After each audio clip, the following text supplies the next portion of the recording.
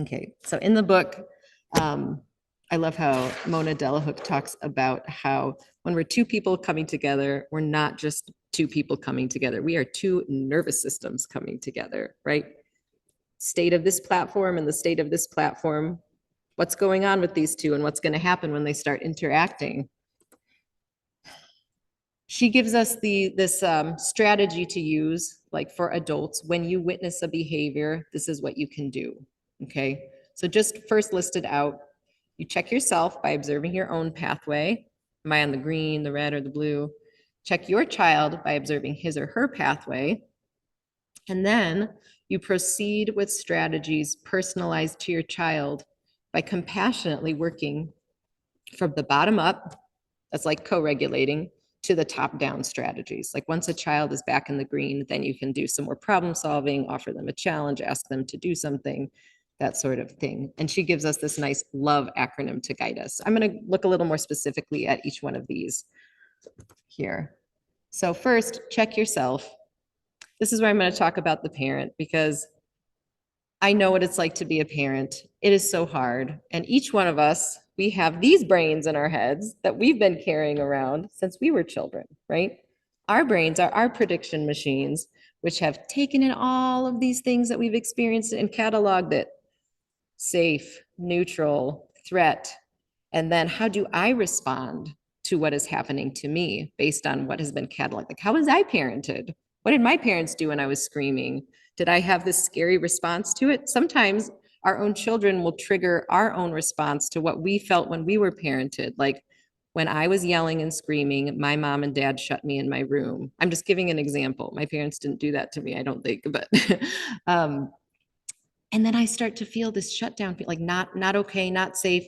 So it's like, I don't know how to deal with this when my own child is doing this. This is like a trigger for a parent. And so you often will use the same method that your parents used with you to get that to stop. This is too much, So just recognizing like, wow, there's probably a lot of things from my past that I don't even realize that I'm getting triggered because I've had reps with this experience and I have this learned physiological response. So it's not really my fault. Like, was it my fault? That's just what happened to me. And this is how my body responds. But the good news is that we can, as adults, retrain our brains to feel more cues of safety around these things that are leading us to more of this threat response. Like as an adult, we have the advantage of having this fully mature brain. If you're older than like 25 or 26, you are like your mature brain. We can use more top-down strategies on ourselves, which we'll talk about a little bit more in a minute. But we can help to give our own body cues of safety when these things come up with our children. I found this nice, I have this St. Margaret's House little thing that I get in the mail, but there was this nice story that I was going to read to you, which is very relevant to this. It says, I was in self class among a handful of our guests, and Mary Fran, as our licensed clinical social worker, was facilitating the conversation. All of a sudden, one of the guests jumped up and exclaimed, but what if you were born in prison to a mama who didn't love you? What then? From across the table, her pain and woundedness hit me like a brick. How does a child make it through the world, a world in her case beset with so many obstacles, when she believes her own mother doesn't love her? I will never forget how Mary Fran responded. With such tenderness for this guest, she corrected, perhaps it's not that your mother didn't love you, but rather that she didn't know how to love you. Perhaps she was too wounded herself and in such dire circumstances to be capable of showing you her love. This is what we do at St. Margaret's House. We offer new perspectives. This guest has lived her entire life thinking she is unlovable, and her actions reflect that belief. In self-class that day, Mary Fran pointed out the distortion in her thinking. It's not that she's unlovable, rather that her mother was incapable of loving her for reasons beyond the child's control. So this guest was offered a new perspective to make sense of her past and like reevaluate, oh, like it's actually not me. It was my mom wasn't capable of that. And I could be loved, like it's like this aha moment and this healing moment that a lot of adults need. They need to create this new narrative to be able to move on. And then furthermore, all the adults have interoception and sensory systems too. So like, what is your own body awareness that's leading you to do certain things in your actions? How do you take in the environment? Maybe you're very sensitive to sound, or like with children, there's just a lot of sound and noise. And that's often one of the things that just like, I cannot calm myself after that. So even just like getting like a little earplugs to put it or something, when it's like, how can I accommodate my need for more quiet when I'm with my kids? Like something simple, like I'm going to put my earplugs in, or just one in one ear, so I can still hear my kids. But um, just thinking about that for yourself too, and offering yourself so much self-compassion, because it is so hard. How's your platform? What deposits to your body budget do you need? Maybe this could be done in the moment with your child, just in your head, like, gosh, what could I do right now to help me? Or even long term, like, I am really struggling right now in parenting. Like, what are some changes I have some slight control over that I could do? Like, maybe I could ask my partner if on the weekend I could have 1 extra hour of sleep. Like, you get up with the kids, I need 1 more hour of sleep. Just like thinking through some of those things and then communicating it with your partner. What pathway are you in? Like in the moment, am I in the green? Am I in the red or the blue? Here's some nice strategies that you can actually do. These are more like top-down strategies, because we are adults. We can help ourselves with some of these. Deep breathing with an extended exhale. Breathing is really important just to getting that oxygen within you. Stepping away for a moment. Sometimes, again, you're the only one with the kids. It's not realistic. Even just like stepping to the other room, like letting them know, like, I need a second. I'll be back. Just allowing yourself to observe like how you are feeling without judgment. Like there's so much guilt. Someone put that up there, mom guilt. Don't feel guilty about feeling upset or angry. It's like, this is something that's happened. Like this happens to everybody, you know? Um, Come up with some strategies to reset. I love this one in the book. Go brush your teeth. It's like something physical. You can do like, all right, kids, I'm gonna go like brush my teeth and I'll be right back. And just like gives you that freshness in your mouth, like a reset, like away from everybody. Squeeze your toes. This is something that there's research showing that drawing attention to the feet is actually like grounding to your nervous system. Just like, that's interesting. Like jumping or like jumping jacks or squeezing your toes. Imagine your child as a newborn. That's a good one that will probably put a little smile on your face, or like have a picture in your pocket of them as a newborn. And then always, even though we're adults, co-regulation is always so huge. Like that is number one. Like, who could I go to help me regulate myself? Lots of times we'll go to our partner, call a friend right away, or just want to talk to someone about it to feel better. And there's this research back, self-compassion break, that was written by Kristen Neff and someone else, but it's like giving you something in the moment to do instead of just like, this is really hard. It's like you acknowledge that it's really hard. You might even say something like, oh, this is stressful. I am not alone. May I be kind or gentle to myself. So it's not only acknowledging it, but it's like almost sending yourself some self-compassion in that moment, like regulating yourself through a kindness said to you. And they also recommend adding like a light physical touch to it, like hand over your heart or hand on your cheeks. Like that touch can be so regulating just in the way that it is with your own child. But if this is totally not your thing, just don't do it. I know this might not, you might think like, that's not me. Like, that's fine. It's just another strategy that's out there. But if like, for example, you're feeling like, gosh, I do have a lot of things I need to make sense of from my past, or I am trying to deal with these triggers and I've tried all these things on my own, but I just do not know how to deal with it right now. Or my child is in the red or the blue, like more than half the day. Like I don't know how to help co-regulate them. This is a great resource right in our own community, Family Psychology of South Bend. John Peterson and his wife, Sharon Bain, are psychologists. They're partners of ours at Good Shepherd, but they do fantastic work. So I highly recommend them if that's something that might be helpful to you. There's also, this is Kristen Neff who made that self-compassion exercise, that break. There's this book I've been hearing about that I really want to read. It's called Fierce Self-Compassion. It is for women. Sorry, men in here, but I'm sure we could get some nice things out of that, just to like give ourselves a break, learn how to be kind to ourselves. This is another handout I gave you that you could take home and look at if you want to. This is like for the adult, just strategies that you could use to help regulate yourself, just like thinking through it at a quiet moment. Like, what could I do when I'm by myself with my children right in the moment? What could I do when I'm by myself in the moment? Like, even just away from my children, like, could I step to the other room? Something like that. And then co-regulation strategies that you can do when you're with your children or away from your children if you have another person that you can co-regulate with. So just like thinking through it and writing a few ideas down. So when that big moment comes, you have something to think back on, like, oh yeah, this was one of the things I was going to try. I'm going to not get, I'm not going to explode. I'm going to try to, okay, breathing. Here's my newborn picture I'm looking at. It like gives you something to do. And then this is another thing that if in your own time might be helpful to do, just thinking about withdrawals from your body budget or deposits that you could give to your body budget. Just, making a list or communicating this with your partner or someone that helps you with your children's care. And then number 3 is this one, proceed with strategies personalized to your child. So first, I'm sorry, we didn't do 2. 2 is check your child, but we talked about that mostly at the beginning, so I don't need to go into detail about that. I love this example she gives in the book too. Like when we are co-regulating with this child, you can think of this tennis analogy that's like a serve and return. Like in the game of tennis, the person serves the ball across the net and the other person on the other side has to know like where are they going to hit it, and then they hit it over here, so I'm going to come here and hit it back. And the person on the other side is thinking like, where are they going to hit the ball? And they have to try to guess. They're standing over there like, oh no, it's over here a little more. So then they adjust. So this is kind of like what happens when you are interacting with a child, right?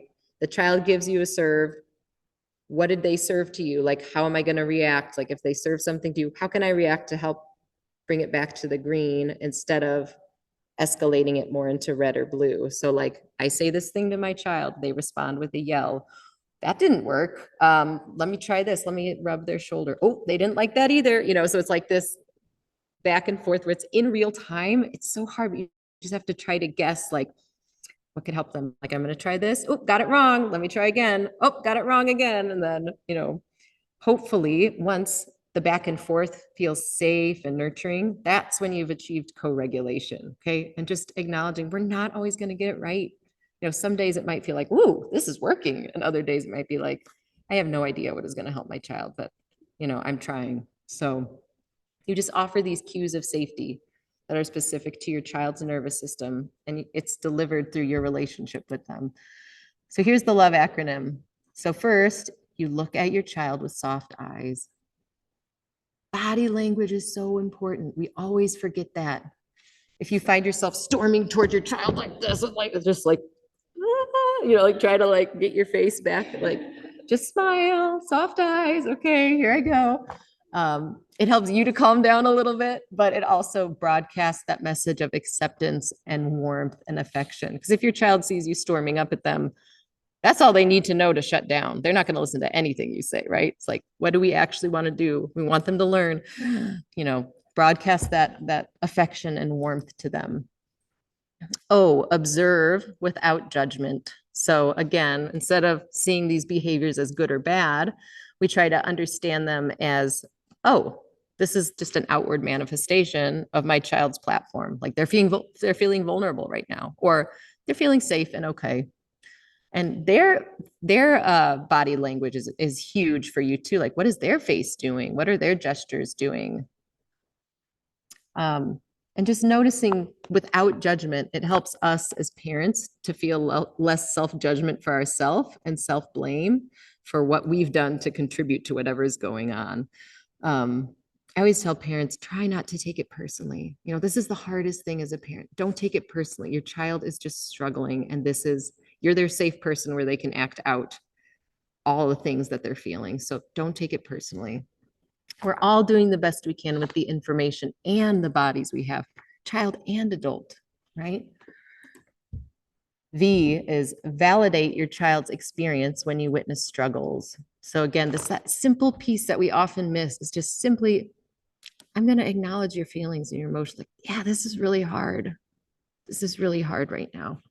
A tip I always give parents too with this is when you're acknowledging their feelings, it's helpful to do it in a very authentic tone or voice, like just like the same way you would with like an adult friend, instead of like walking up to your 3-year-old like, oh gosh, you look so mad right now. Like they're gonna feel like, ooh, like what are you doing? Like don't say that to me, instead of just like, whoa, you're mad. Like what's going on? Like, can you feel the difference in the tone? Like don't make it like sing-songy and like condescending. Make it like the same way that you would talk to like your partner, an adult friend. Like you're so upset right now. You're really mad. Like what happened?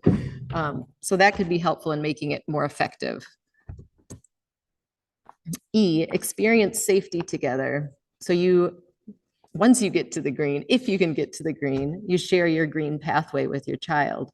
And then you know, based on that individual, like, oh, they like tight hugs, or this child does not like tight hugs. They like a gentle rub on the back. You use the things that you know will help them to calm down. And children just want to feel seen and understood, and they don't want to feel alone. And there's so much power in just the body language, those nonverbal cues, gestures, and the proximity to you. So just remembering all those things when you figure out how you're going to co-regulate with them. So here it is again. There's the parent giving their green to the blue child or to the red pathway child. And then you both have this green pathway together. This is another handout I gave everybody, that when you go home and you're thinking about this and maybe trying to put some of it into practice, you can say like, what was that? All that stuff she said today? I don't really remember, but I liked it, but I don't know what to do. So this is just like a very simple reminder. It's like this flow chart.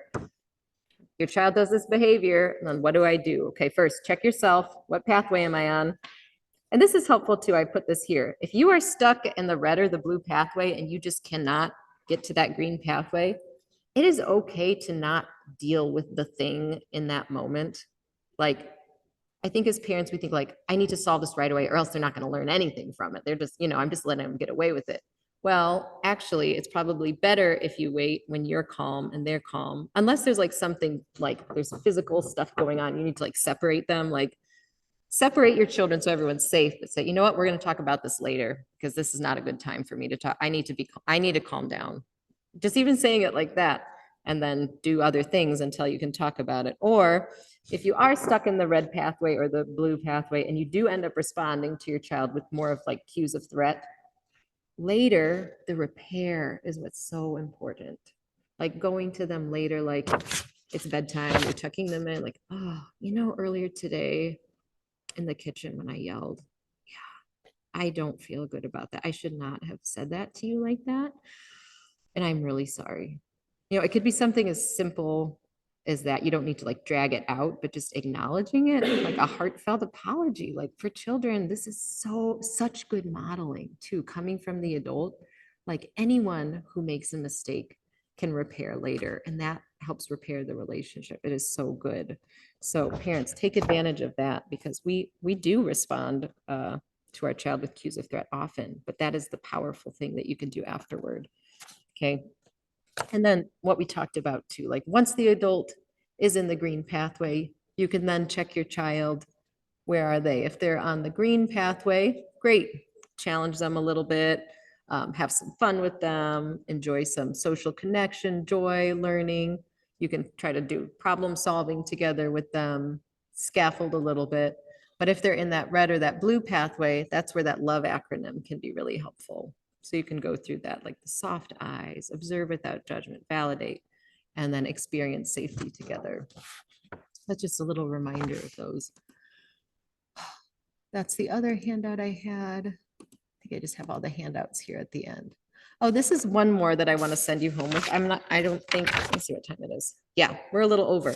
I'll let you take this home and look at it, but this is another great, once the child is regulated, a way that you can do problem solving with them that involves both the parent and the child, that takes into account like what are some of their ideas and how can you actually guide that conversation to have it be fruitful instead of just like we didn't come up with any ideas, so this is helpful for you as well.